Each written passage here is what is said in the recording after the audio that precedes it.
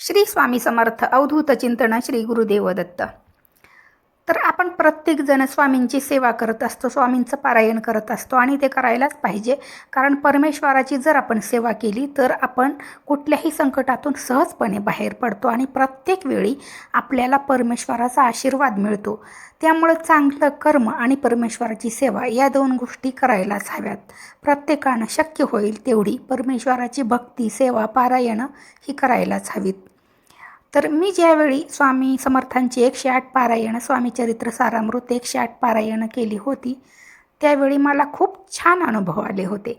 आणि त्यावेळी जे वाचन केलं होतं ते वाचन आत्ता मी 7व्या अध्यायाचं वाचन या व्हिडिओमध्ये आहे.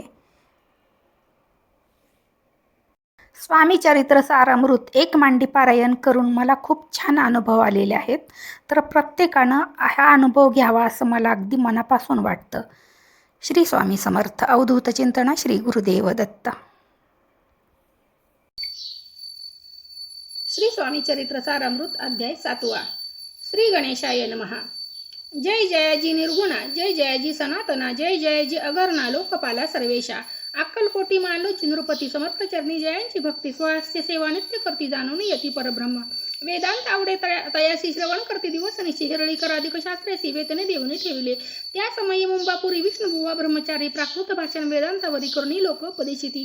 त्यांचे आणावे अक्कलकोटी हेतू उपजला नृपापोटी बहुत करणी खटपटी बुवाची शेवटी आणले. रात्रंदिन नृपमंत्री वेदांत चर्चा ब्रह्मचारी करती ते अंतरी नृपती बहु सुखावे. ख्याती वाढली लोकात स्तुती करती जन समस्त सदा चर्चा वेदात राजगृही होत असे. एके दिवशी सहज स्थिती ब्रह्मचारी दर्शना येती श्रेष्ठ जन सांगाती कृत्येक होती तयावेळी.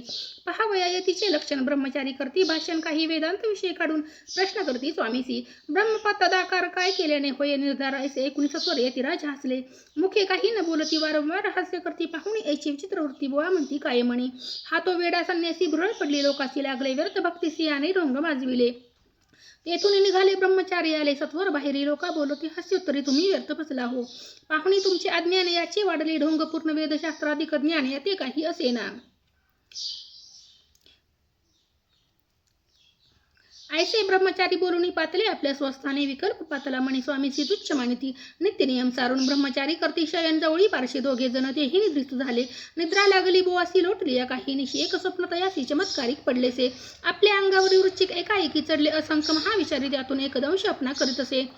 ऐसे पाहुणी ब्रह्मचारी खडबडून उठले लवकरी बोबडी पडली वैखरी शब्द एक न बोलवे. जवळी होते जे पारसी जागृती आली त्यांची त्यांनी धरणी बुवासी सावध केले त्यावेळी. मग स्वप्नीचा वृत्तांत तयासी सांगती समस्त म्हणती यात काय अर्थ ऐसी स्वप्ने कैक पडती. असो दुसऱ्याच दिवशी बुवा आले स्वामीपासी पुसता मागील प्रश्नाची खदखदा स्वामी हसले. मग काय बोलतीये तिशोर ब्रह्मपतदाकार होण्याविषयी अंतर तुझे जरी इच्छित असे तरी स्वप्ने देखून रुचिकासी काय म्हणून भ्यालासी. जरी ऋता भय मानतोसी मग ब्रह्मपद जाणसी कैसे. ब्रह्मपतदाकार होणे हे नवे सोपे बोलणे अशी लागती कष्ट करणे फुकट हाता नयेची. बुवा प्रतिपटली खून धरले तत्काळ स्वामी चरण प्रेमाश्रूंनी भरले नयन कंठ झाला सदित. तया समयापासून भक्ती जडली स्वामी चरणी अहंकार गेला गळून ब्रह्मपदा योग्य झाले. इति श्री स्वामी चरित्र सारामृत नाना प्राकृत कथा संमत सदा परिसोत भाविक भक्त सप्तमोध्याय गोडहा. श्री राजाधिराज योगीराज श्री स्वामी समर्थार्पणमस्तु. श्री स्वामी समर्थ.